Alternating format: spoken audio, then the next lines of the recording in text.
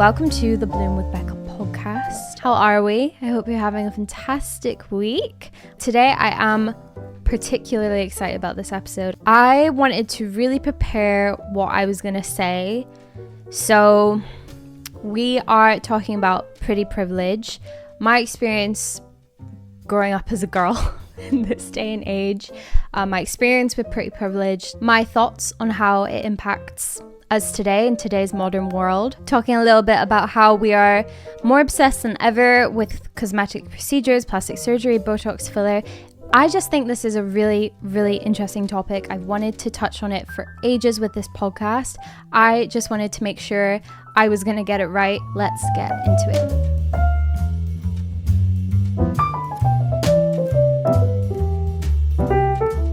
Hello. Oh, guys, I'm feeling very sleepy today, but it's okay. We are perking ourselves up. I feel like coming on this podcast helps to perk me up. This setup, I don't know why today it took me so long to get set up and going. I am trying a new little background. When I say a new little background, I literally just have my monitor with the logo, the Bloom with Becca logo on behind me, and for some reason it's making me feel very professional. So I hope you guys are liking it. If you're watching this, if you don't know, this is a video podcast. If you like video podcasts, you can watch this. Well, you can watch it on Spotify actually. They have the video option available, and you can also watch this on YouTube. If you didn't know, there is a Bloom with Becca YouTube channel. I might as well plug it. The Instagram. If you're not following the Instagram, get involved. It's a fun time over there. Okay, this is exclusively for the pod because I haven't mentioned it on Instagram. I haven't mentioned it on my YouTube, but we saw a wedding venue this weekend. We went and we viewed our first wedding venue. And to be honest, like Will and I are we're just trying not to be too indecisive. Now it comes down to all this wedding planning. So we're kind of like, should we just book this one? I feel like, for anyone who's been engaged, who's gotten married, who knows the drill, when you have a wedding, you're thinking about having your wedding, you'll have things that are like your icebreakers, your deal breakers, sorry. And yeah, you have that like tick box of things you want for your wedding. When it comes to the venue, I just like, you're either going to spend way above your budget to get something that like ticks all the boxes, or you find like the next best thing. And yeah, I think this venue is that. I mean, it is beautiful. It is actually kind of a bit of a dream wedding. We were like deciding on numbers because there's a capacity with this venue, and it was ever so slightly lower than our draft guest list that we have put together. It's taken us like almost 2 fucking years to put together. I don't know if you don't know that I got engaged summer 2022. We are just having a long as hell engagement. You know what? We are starting to put our foot on the pedal. Definitely I want to get married next year, summer next year, even if we have to elope. No, that's not going to happen. We are trying our best to actually plan some sort of a wedding. I don't know. I kind of always thought I would be that girl who became a bridezilla and just like, I would know my dream dress. I'd jump on planning a wedding ASAP. That just isn't me as a person. And that's okay. Life is busy. Life gets in the way. For those who like really jump on the wedding planning and really enjoy it, like, I don't know, good for you. Neither of us are like big planners. Neither of us are type A people either. Isn't that a thing? Like type A and type B people. Type A are the kind of people that come up with an itinerary when they go on holiday. People like that. You scare me, but I also love you. You're incredibly organized, and I just wish I was more like you. I'm afraid I am a bit more type B. So if you have 2 type Bs planning a wedding, but you know what? I feel like once you have your venue booked, things start to fall into place, and it puts that pressure on you to actually make things happen. Like, you now have a deadline. So I just need that. I need a bit more discipline. But the venue was beautiful, and if it happens, amazing. I'm so excited. But there you go. That's a little update, a little exclusive update. This past weekend, had a very close friend stay with me who I don't get to see enough. Him and his fiance stayed, which was so sweet. We've known each other since we were like 17, almost like the past decade of our lives, and he's just a really, really special friend. and he's getting married this summer. So it's nice to like talk about that with them, and just had the best time. But it was like, oh my gosh, we're growing up. We are adults. Look at us both engaged. I don't know, talking about wedding shit, and it was kind of it felt kind of real in that moment. Update section, short and sweet for once. So I'm gonna just finish up with recommendations for the week.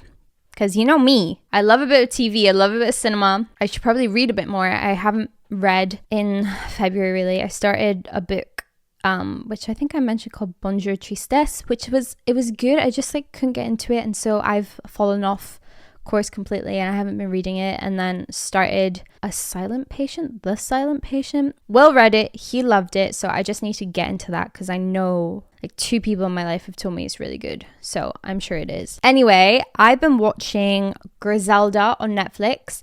Haven't finished it. Actually I've seen 3 episodes at the time of recording this, but those 3 episodes have been great. You know what? When I first saw it advertised, if you don't know, Sofia Vergara is the lead in it, and she has prosthetics on and she just doesn't really look like her. So when I saw it advertised somewhere, and then I just read what it was about, and I was like, oh, here we go again. What's Colombia good for? What's the story we always hear from Colombia?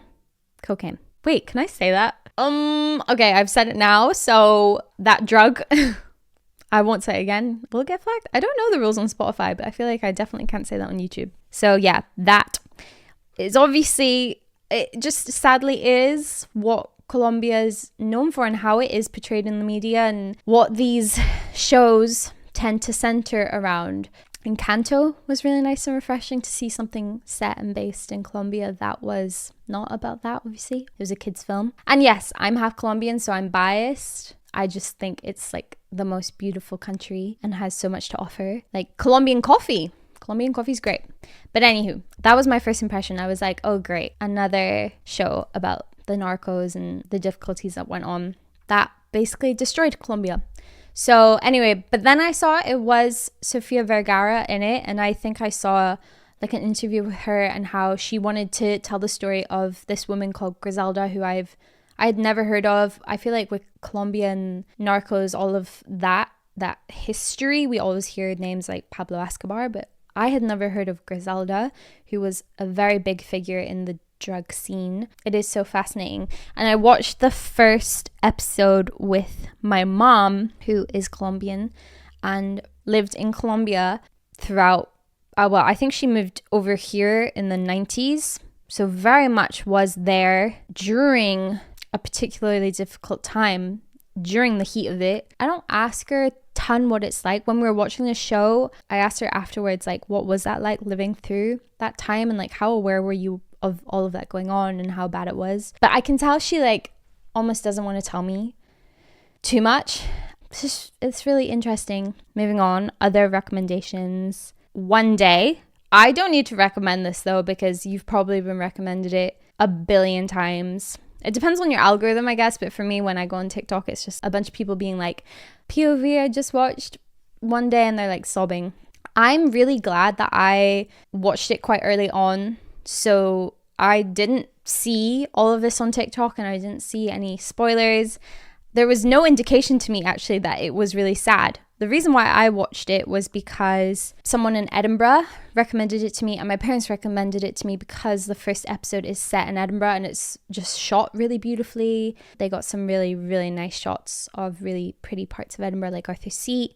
I'm pretty sure there's a bit in kind of Stockbridge, bits by the Grass Market. Like Edinburgh's just a very scenic city. It's very beautiful, and so that's why I watched it. And I love a romance. I love a romantic story. So that kept me watching. I'm not gonna lie, I had to convince Will to like keep watching because it wasn't really his thing at first. But guys, it is so good. Basically, I think the reason why Will didn't love it at first is because, should I just say what it's about? I haven't even described what it's about. It's basically about these 2 people, Dexter and Emma, who you see them reunite once a year over like the next couple decades, and it's around, I think it's meant to be like the same day every single year, and you follow their story, their relationship. It's so good. It is so real. That's why you get so invested, and I don't know, you like fall in love with them as these individuals and as this couple, and you're rooting for them so hard, and you just see them go through life and the ups and downs of life, the complications of life, being in your 20s, being in your 30s. Oh my God, getting emotional thinking about it. But it's really good. Like, please watch it. The two leads, Amber Kamod and Leo Wood something, I forget his surname, are incredible. Their chemistry is incredible. Them as actors, incredible. Like, such talented young actors. I cannot wait to see what happens with their career and how it unfolds and different projects they're on.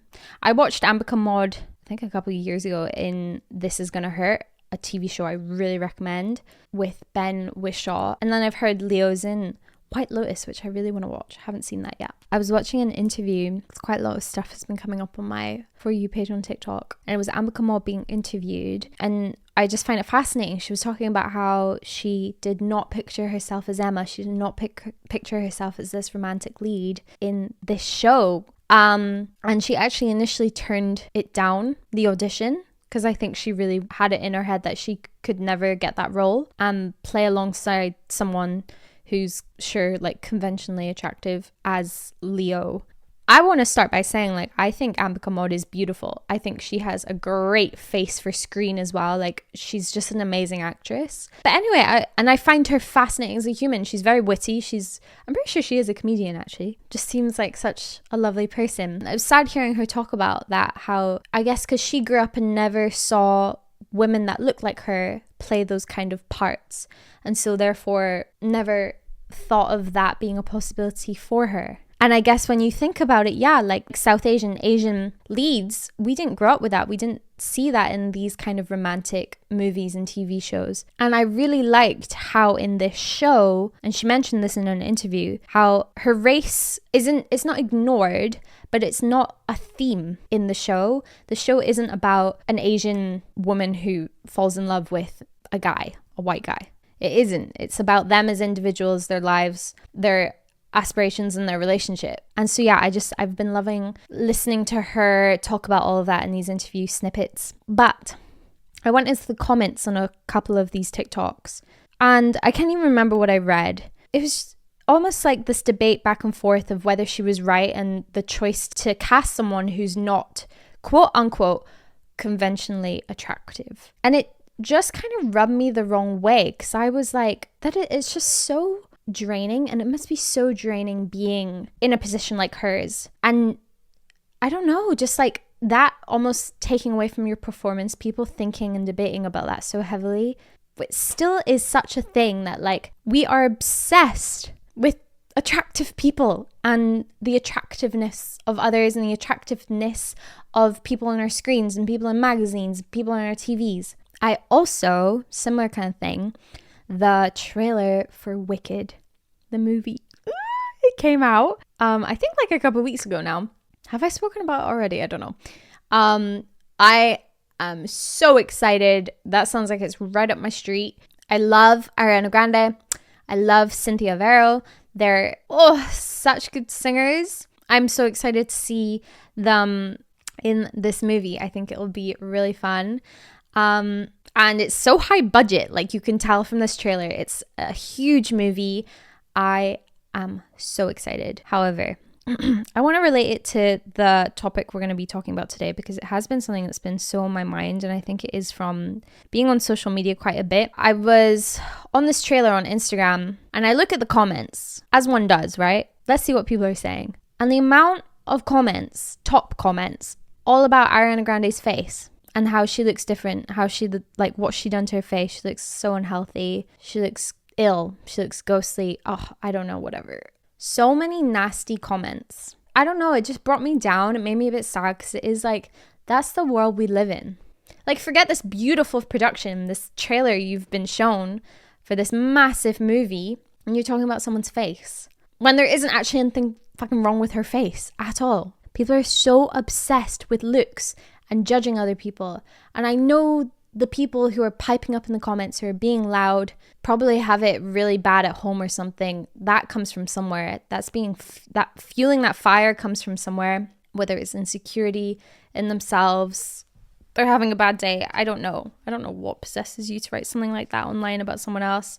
I will never understand it. I've never done it. It just must be exhausting, like knowing the world's judging you like that, and knowing the world, I mean, I say the world, it's actually just this small proportion of internet trolls, but still it feels loud, right? Because it's at the top of this comment section and has all these likes, and that's how social media kind of makes you feel like you're in this echo chamber. Yeah, it just made me a bit sad, and I wanted to come on here and talk about the world's obsession with prettiness and pretty privilege. Let's talk about it, shall we? It feels like we still live in a time where we place so much value and someone's worth down to their level of attractiveness, how conventionally attractive they are. So what is pretty privilege and where does it even come from?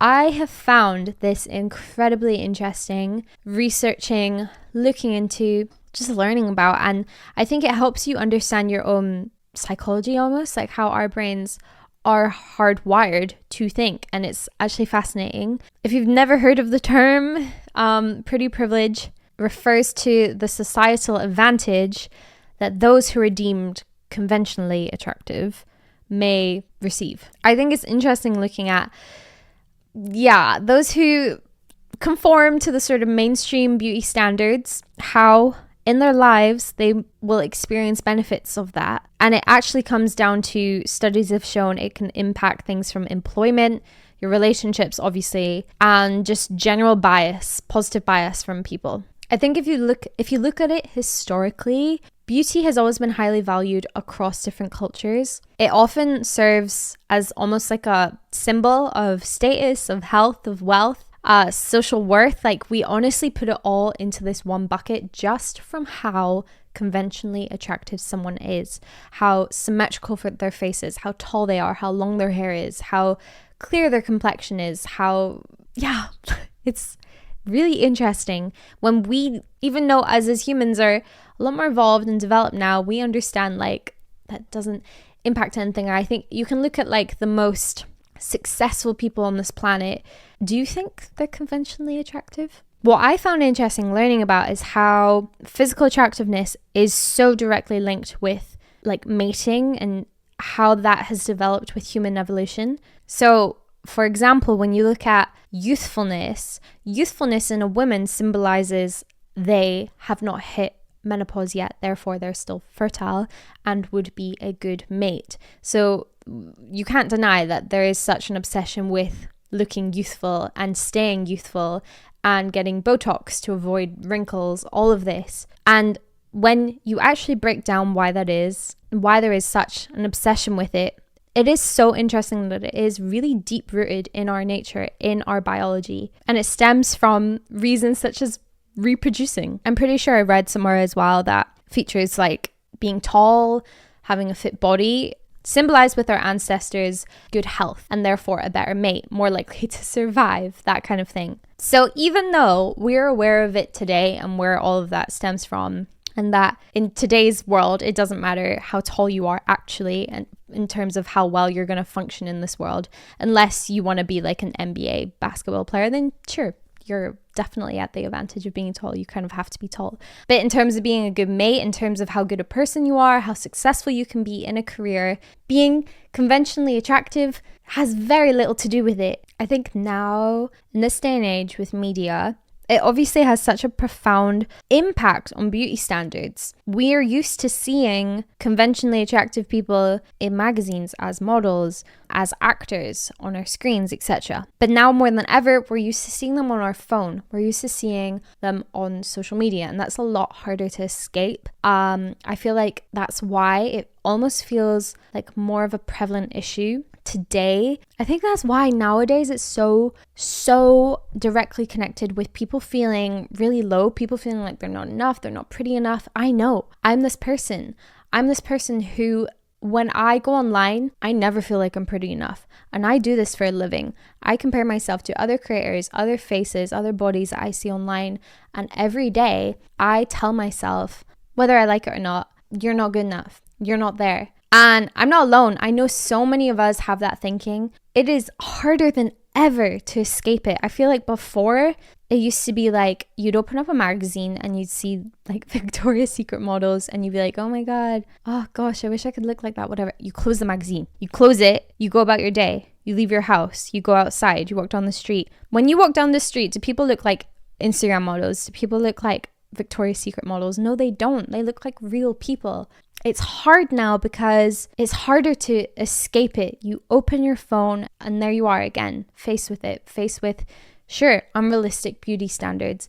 And also, I'm going to talk about it a bit more later, but how the world of plastic surgery, botox, is more popular than ever. I think the debate of do conventionally attractive people actually receive more benefits. I think it's such an interesting debate of, is pretty privilege still real? Like in today's society, does it actually help you out to be more attractive? And I don't think you can deny it. It absolutely does. I think it can get you ahead in jobs. Look at what I do for a living. 1,000%. It can get you ahead in the influencer job. I don't know if this stuff comes up for you, and I'm not dissing creators or anything. I've tapped into this kind of content before, but on like TikTok, where you literally just lip sync to something and show your outfit, 1 million views. Because normally the person in that video is conventionally attractive.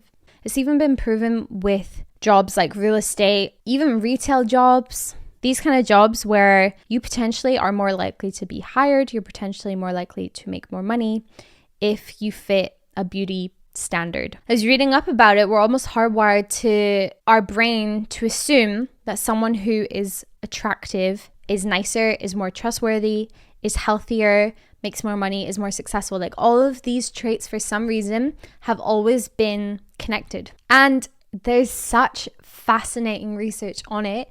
I've read things, I've watched things about how babies, like if, take this with a pinch of salt, like please do your own research, because I'm literally pulling this from the top of my head from something I know I've looked at before.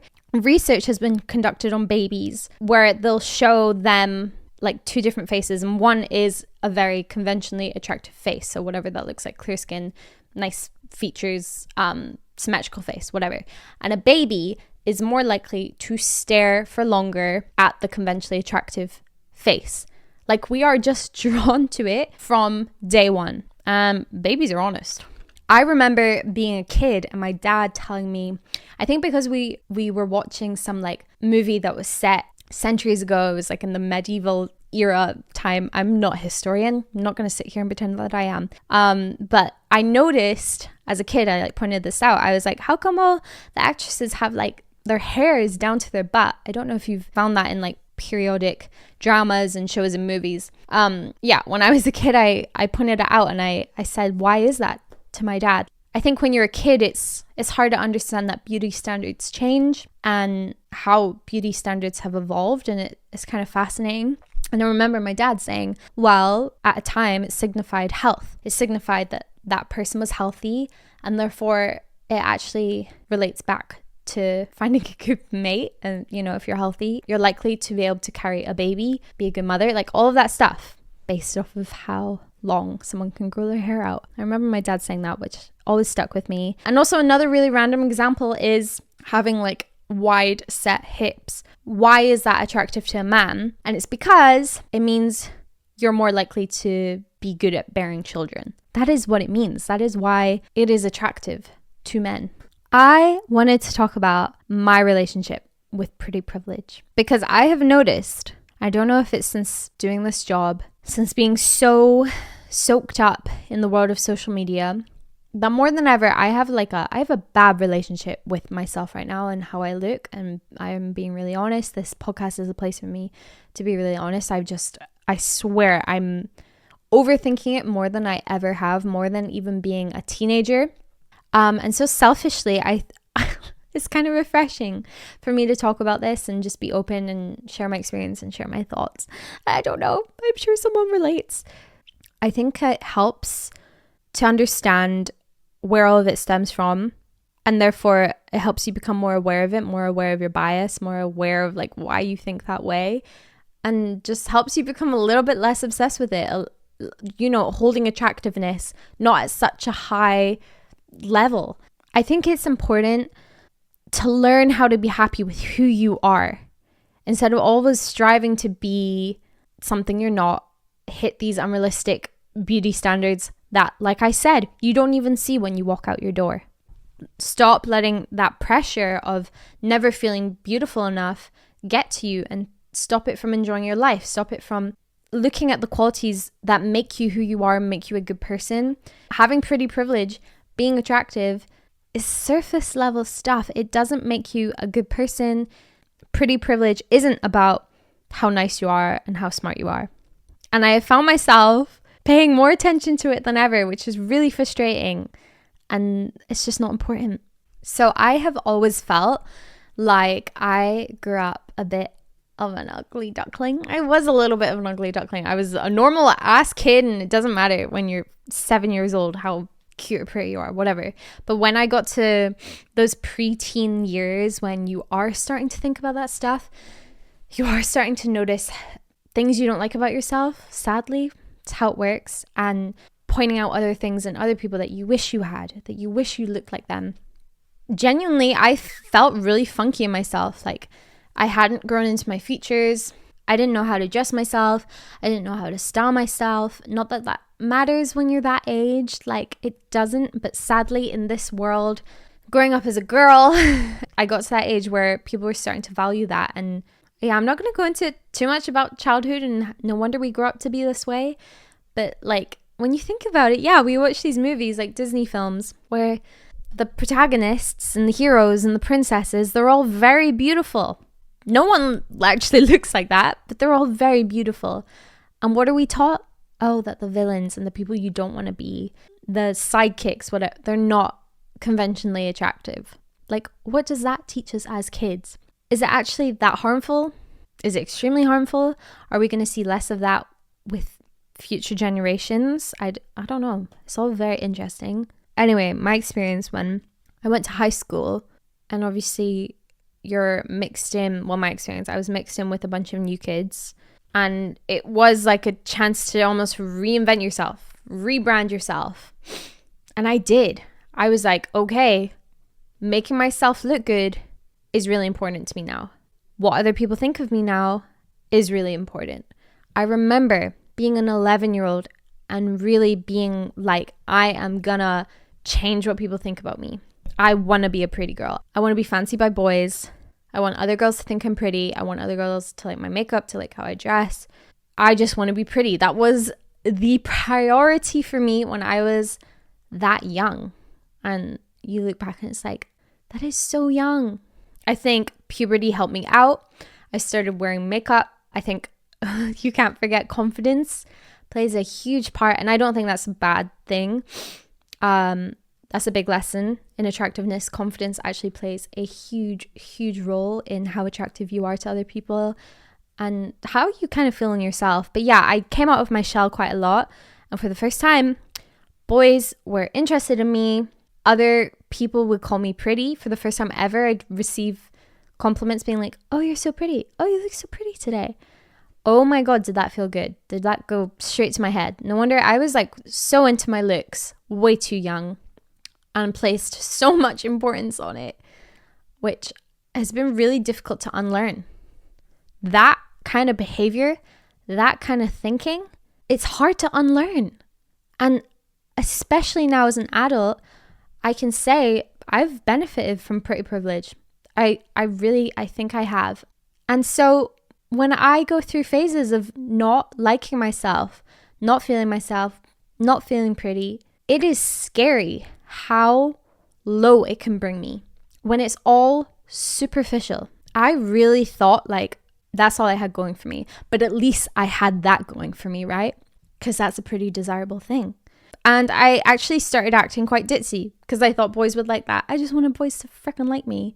I worried more about getting ready in the morning, like waking up early to get ready, to look good, to do my hair, to do my makeup, make my outfit look all cute. I had a freaking uniform, like it didn't matter. Then paying attention in class, like all that superficial shit was way more important to me. And sure, I'm not like meaning to beat myself up because I was 11, 12, 13. Those early years, it took up so much of my energy, and it's because I got the reward.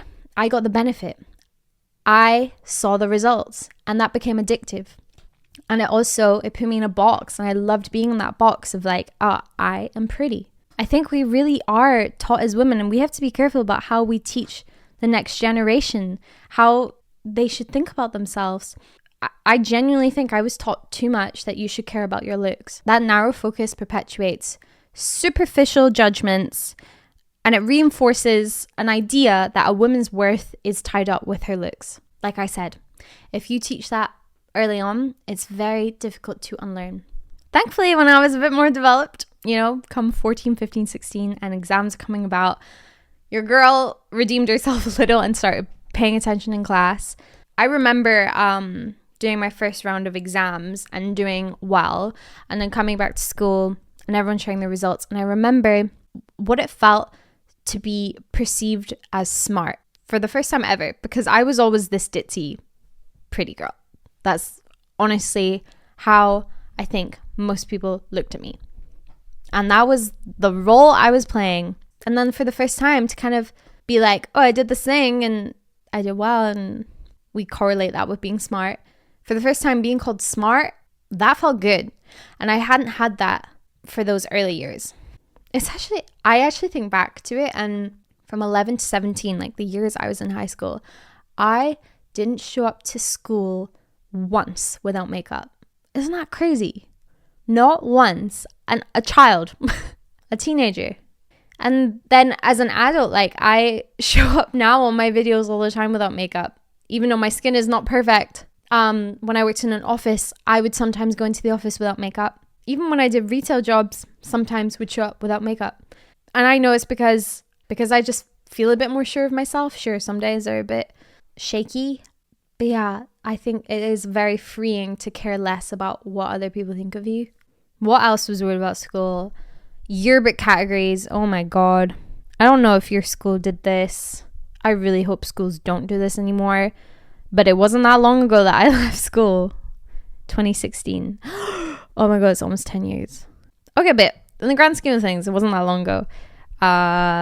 My school, like I'm pretty sure a lot of schools do, and I feel this is kind of an American thing. With your yearbook, you had the categories, like the awards. So our yearbook would have like most attractive girl, most attractive guy, most fancied, most likely to be a model, best hair. All of these superficial categories. I'm like, I can't believe that was allowed and have been going on for years. Because I don't know, what does that teach you?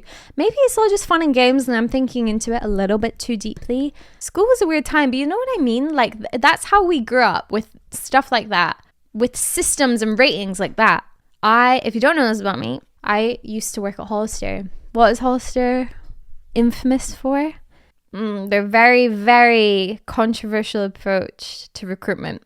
Now listen, I actually worked there when they didn't have that system anymore. They had scratched it, the whole process of having models, quote unquote, i.e. they would literally they'd interview you, like do the most basic little interview and then kind of hire you, based on how you looked. Yeah, there's no denying it. They literally admitted it. And your job title was model. I joined like not long after that switch was made, and I was then a brand representative, just like a sales assistant, basically. You would look at the people in the stores and we all kind of looked the same. Similar body types, etc. Yeah, I don't know. I'm just being honest. From an ex-Hollister employee, I remember once being on a shift and folding down some clothes in one of the rooms, and this group of teenagers walking past and they were like, you have to be pretty to work here. Like they were saying that to each other. It was just, weird. I was listening to a podcast episode the other day. Emma Chamberlain, I don't listen to all her episodes, but she was doing one where she was interviewing, I don't remember her name, but a doctor who really specializes in the world of filler, botox, injectables, all of that. And it was so interesting. I really recommend that episode. But I want to quickly touch on how the beauty industry looks how it does today and the impacts that has on us, especially tied in with social media, the accessibility of it all, the comparison of it all. I feel like plastic surgery before, I mean, I don't know, I wasn't around 30 years ago, 40 years ago, but to me, it seemed like only celebrities would have that, or a very small percentage of the public would have work done. It was a lot more of an anomaly. Whereas now, we know, I've like spoken about before, and I know you guys know, like, we live in a time where filler and Botox, particularly those two, are so common. They're almost expected. And I think that's when things get quite dangerous, actually very dangerous with beauty standards. I think it's dangerous that that stuff is allowed on social media and that we advertise it.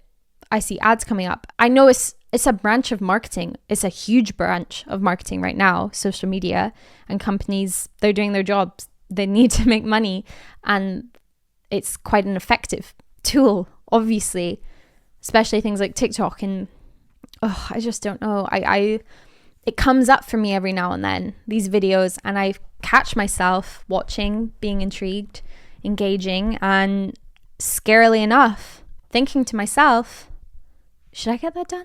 Do I need to get that done? I want to look like that. She looks great. Without really thinking about the consequences or what it is you're really doing to your body, because it is all so accessible, and you know it takes very little research to find a doctor you like, to find a surgery you like, to find a place near you that does filler and Botox. And it's, especially those kind of treatments, it's very quick. It's still expensive, but it's obviously not like the price of going under the knife. You know, you don't have to take time off work, like all these things. It is so accessible. I saw a TikTok that kind of woke me up the other day, because I was like, oh, I don't agree with that. That is not right. A lot of these I catch myself, like I said, saying, oh man, I wonder what that's like. Oh, do I need that? But this was one where it was like the girl was 22. She was like a 22-year-old patient. And this doctor gave her Botox. Like, he obviously, you see the consultation, and he was saying, like, you really don't need it. But you could do a little bit here and there. But to me, it was like, he should have just turned her away. No? A 22-year-old does not need Botox. I'm saying this on a very, like, general level. I'm sure there's, like, very rare individual cases. I don't know. I don't know enough about it. You are basically saying, like, it's okay to get Botox as a 22-year-old. This girl didn't have any abnormal reason to get Botox that young. Oh, rubbed me the wrong way. Also, another procedure that I feel like has become a lot more common is we see people with really white, perfect teeth, which, yeah, it looks great. And I catch myself being like, oh, do I need composite bonding? Do I need Invisalign? Oh, do I need veneers? I don't know if you can tell, like, there is nothing wrong with my teeth. I've actually never had a filling, not to brag. I have perfectly functioning teeth. I had braces as a kid. Like, my teeth are straight. They're not perfect veneer teeth, but they don't need to be. And I have never been insecure about my teeth. I mean, post braces. Why is it I'm now thinking I need to get this thing done? It's because I saw this thing on social media. It's because I see other people who have had it done.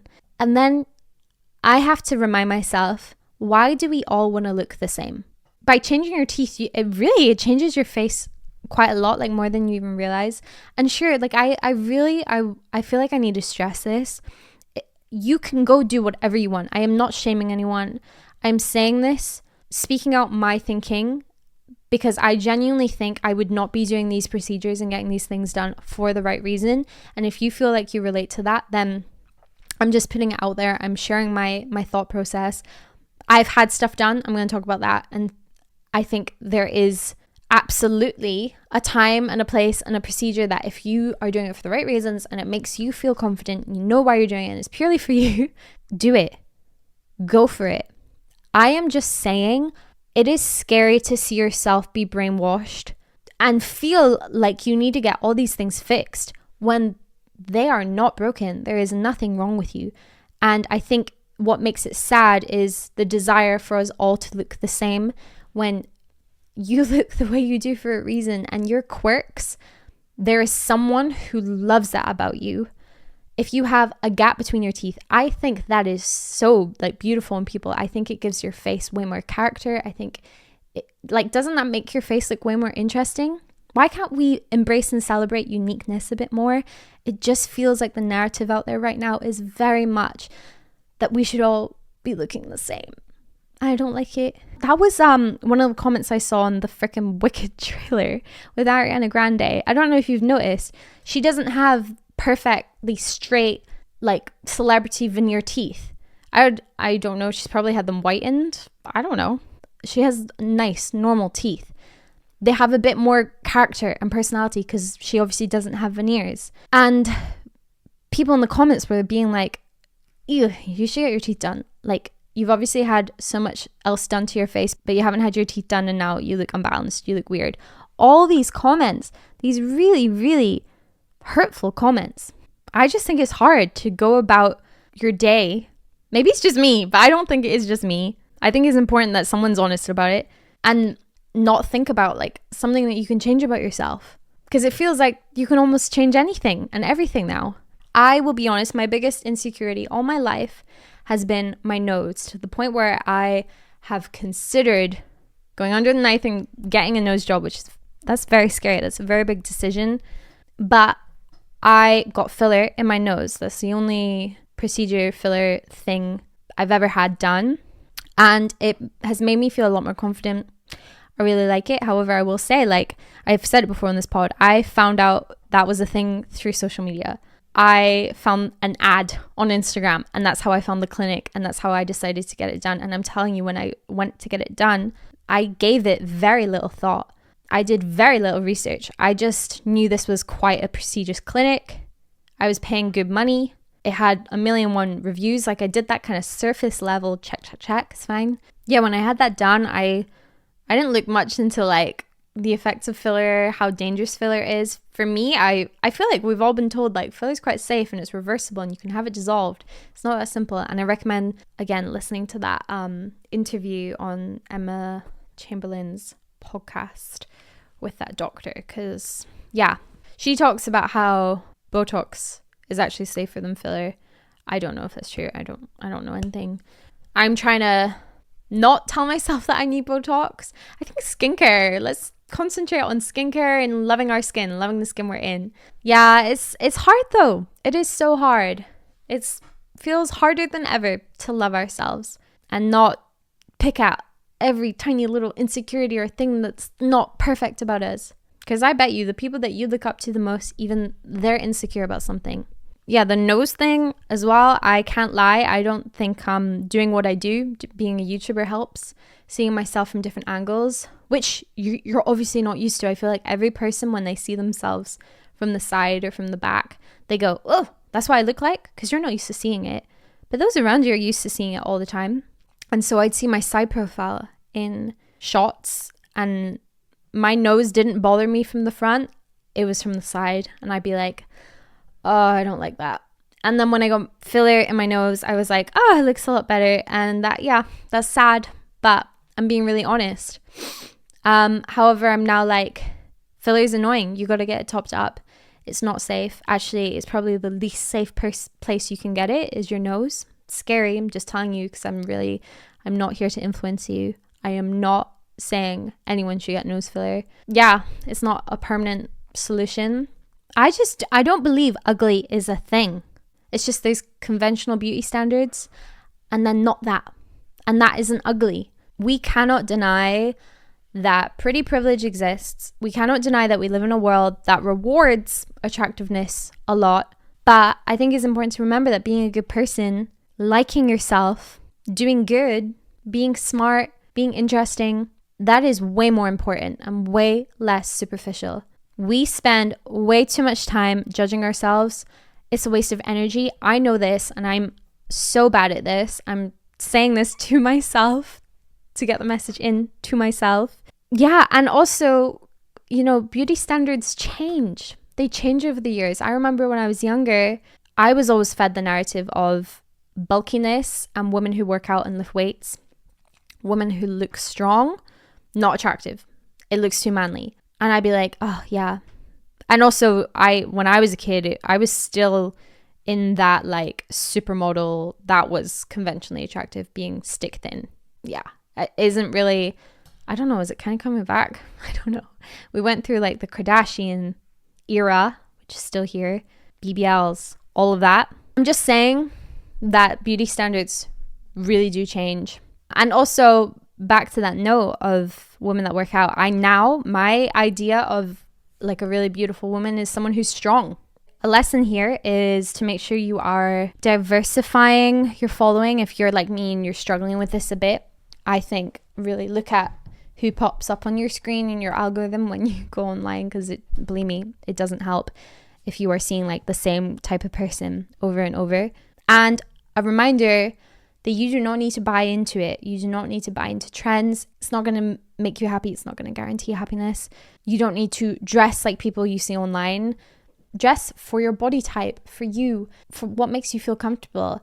Something I've been realizing lately is like, I feel like everyone has the same looking home right now. This isn't tied to attractiveness and like how you look, but it's an example though of like copying everyone we see online. I feel like everyone's it girl kind of home right now looks the same, and I'm realizing I really don't like that. Given that hopefully Will and I are going to move this year and our next place will be like ours to decorate, I want to be really cautious of not just following that, like having the same home as everybody online where everything is white and neutral and bright. Add some personality to how you dress, to how you do your makeup. Like, remember, your uniqueness makes you beautiful and it makes you special. I'm going to leave it at that, I think, because I could ramble on for way too long. Mochi has started squeaking his balls, so that's him kind of telling me that I gotta finish. I am not saying that you should put other people down who benefit from pretty privilege, who put effort into their looks. I'm not saying that you shouldn't look after yourself, that you shouldn't wear makeup, that you shouldn't do these things that make you feel good and make you feel confident. There's nothing wrong with getting your hair done, getting your nails done, getting procedures if you know you're doing it for the right reason. I just think it's kind of blurry right now to know whether you're truly doing it for you or not. But we're starting to see it a bit more. People promoting self-acceptance, like body positivity and all that on social media, which is amazing to see. It's refreshing. And Mochi's barking at me, so I think I'm going to end this episode here. Honestly, I don't know if I like how I put that into words. Like I said at the start of this pod, my brain just feels a bit foggy and tired today, but it's such an important thing that I wanted to talk on, something I've been struggling with recently. And yeah, I was just really excited to do an episode all about it. I really hope you guys enjoyed this.